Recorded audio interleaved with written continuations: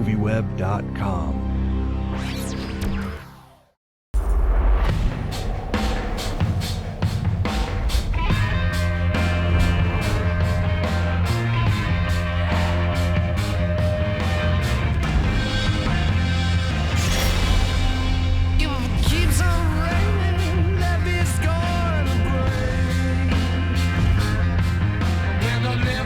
To get out. I'm gonna escape from here. There's armed guards everywhere. And if Blue finds out, we're dead. We're already dead. You're afraid, don't be. To reach your own paradise. Just let go. What you're imagining right now, you control this world. So one of the things that first struck me when I heard about this, as someone who grew up with Watchmen and Frank Miller and all the different things that you've done, you've had opportunities, and of course you have a big one coming up to work on all this iconic source material. This was your chance to start totally from scratch and come up with just completely your own thing. How exciting was that, and what are some of the differences? Maybe I was in a response in some ways to just like, okay, it's a little bit, it's awesome and fun, but it's also exhausting to have these giant icons to like. Because then you also have all of us nerds going like, better not mess this up. What was funny actually with Sucker Punch was funny. I remember I was looking at one of the postings, it just gives you an idea about the internet. And one of the early postings was like, I like the comic book better than this, and I was like, what? It's like so classic. This isn't as good as the video game. Yeah, exactly. It's like all that stuff. It's hilarious. But anyway, I guess that's partly a response. Although we were talking about how, if I take on something like Watchmen, for instance, once I say like I'm going to do Watchmen, it goes into you. Like even when as you're doing it, you feel like you made it up. Even though it's like you have this. And you've said even with Superman, you're going to make it your own. It's not going to be married to. Yeah, I mean you can't. You got it. It's got to come through you in order to like. So in some ways, even though I thought maybe I did think that, this process will be completely different from what I've done in the past. Actually, when you actually sit down and start doing it, you say, oh, darn, I can only do it one way. I only know how to do it one way. Yeah, it's a movie. Yeah. Yeah. Well, you have your process, and you can't really get away from that too far. I think Zack Snyder, no matter what he does, it's going to feel new and exciting, whether it is a remake or whether it's an adaptation or it's a completely new conception. I don't think just because it was his first time going at a whole original story, that was the excitement. It was pretty much every level was the excitement. What we got to do, how far we were pushed, the amount of, rewarding, the rewards and challenges. It was cool for me, especially because, the two other kind of Hollywood films that I've done have both been, adapted from, a book and another film. So for me to do something that was a totally original idea, especially because at the moment I feel like so many big studio films are remakes or being adapted from something, so to do something totally original was really exciting. Yeah. And it's kind of mind-blowing that all of this came from Zach's head, and that every little detail has been so finely explored and executed, and to be a part of that is kind of awesome. And the original concept, and the concept's original, the filmmaking's original, and innovative. It's pretty amazing to be a part of. I loved working with him on Watchmen so much, and I think no matter what, he has a level that he wants to, of perfectionism, and a level of sort of, and also a way in which he sees something which is very unique to him. And so it was really exciting with this, though, because it wasn't being about being allegiant to something that existed before. It was about sort of, I am the creator of this, and so anytime we had questions for him or things like that, it would be, he had very thoughtful answers that came from the recesses of his imagination, which I think is really fun. Yeah, you didn't have to refer to the source material and the continuity. Which we did a lot of in Watchmen because we wanted it to be so specific. What did each of you bring to the table performance-wise in terms of being really a couple of the villains, kind of, sort of, in the movie? Ideas. Zach was, I think, again, not having to refer to source material a lot, but he was open to playing with who the character is and what he could be. So we played a lot with the ideas of him, in one reality being one way and in this other reality being different.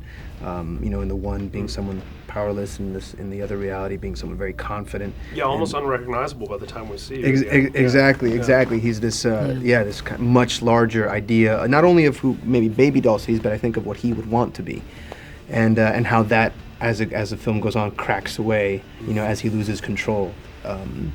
So that was really fun to play with, and also someone that's very fast and articulate, and yet doing something, like pimping, which which ain't easy, as we know. Which apparently is not easy for some. One of the things that I thought was interesting and ambitious about this movie is that the women in it, at face value, it's kind of like, well, they're sort of strippers in a bordello, they're all in thigh highs, but they're also these badasses, and it struck me that it seems like the idea, and correct me if I'm wrong, was to kind of just show multi-dimensional women, because usually it's like, she's damsel in distress, she's the tough one, and this one it was like they all got a chance to be everything. 100%, and that's exactly what it was. And it was for me like all about like flipping the iconology so that you start off with a cliche, and then you realize sort of the why of it. Like, what is it? Like, why is it a schoolgirl? Like, what is that? Yeah. What does that mean?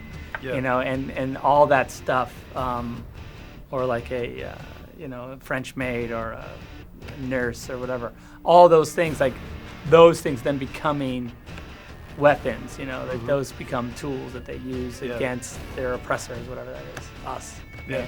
As young actresses, who a lot of people look up to, certainly there's a lot of things that are empowering for young women in this movie because all the girls are really tough and there's a lot of fighting. Did you have any concerns about also the fact that you're all wearing thigh highs and that sort of stuff? Like, is it, because in some ways it's kind of a girl power movie, in other ways it's very much like young boy fantasy movie. Well, that's the whole beauty of it. The bottom line is it's a story about 5 girls who band together to take destiny in their own hands. But the great thing about being a woman is it's okay to be sexy and okay to be powerful. Like, those two go hand in hand. Yeah, and it's okay to be vulnerable, and it's okay to be raw, and it's okay to challenge yourself in new ways. And I know that when I'm sort of imagining myself as like, some like kick-ass character, like I'm definitely not wearing sweatpants, I mean, there's something really beautiful about using maybe what some people would call, oppression or whatever, and using it as an empowerment. It's ours to wield. It's nobody else's, That's a really great take on it, because it seems like traditionally it's always got to be one thing, like she's vulnerable or she's sexy or she's tough, and these women all get a chance to do it all. But that's why it's so incredible, because they're real, I mean, like, everybody has multiple depths. It's not just one level. Everyone has different parts of them, and I feel like these women are strong and they have so much to give. That's what was so cool about it for me, is that I hate that idea of like one-dimensional women, like female characters. I think, especially in action films, I think you're right. It's like the vulnerable girl, like the damsel in distress. I think that's so boring. Like, I love the fact that these girls are able to be sexy.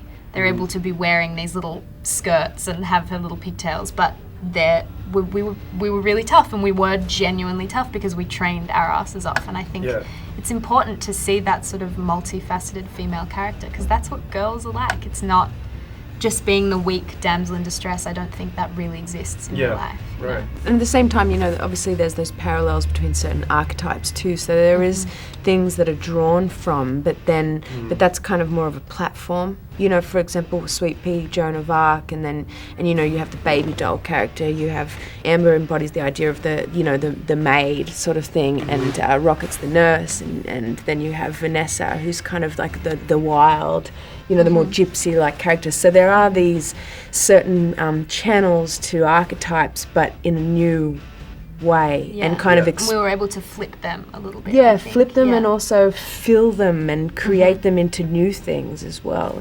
Zach, what would you say? What would be your advice to the director who 30 years from now is going to remake Sucker Punch, or the guy who's going to do Sucker Punch 4? That's great, Sucker Punch 4 on DVD, straight to DVD.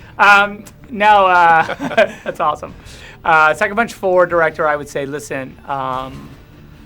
You got to make sure that God,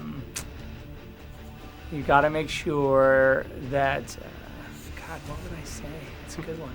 Don't marry yourself to what I did. Oh yeah, that's good. Don't be a slave to the source material. Yes, I would say that's absolutely right. Do you think we will see a Sucker Punch too? I don't know how that's possible. Well, I mean, it's such a fantastical world. I you guess can bring that's people true. back, I guess that's true. We'll see. Yeah, I mean, Superman died. That's true. They all die and then come back. Exactly. That's great. The lobotomy didn't take.